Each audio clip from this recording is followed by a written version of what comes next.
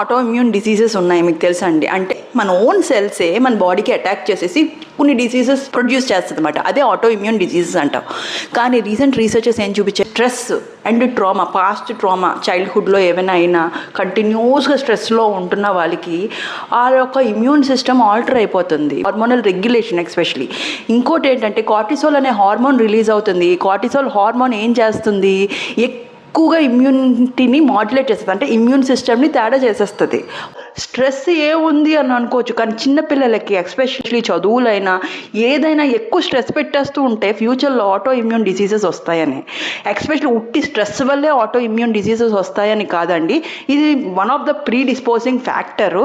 వేరే genetics and వేరే other causes కూడా ఉంటాయి, కానీ స్ట్రెస్ వల్ల one of the main factor అనేది మాత్రం చెప్పచ్చు. పిల్లల్ని ఎక్కువ స్ట్రెస్ పెట్టకండి. ఒకవేళ మీరు స్ట్రెస్లో ఉంటే దయచేసి డాక్టర్స్ చూపించుకోండి.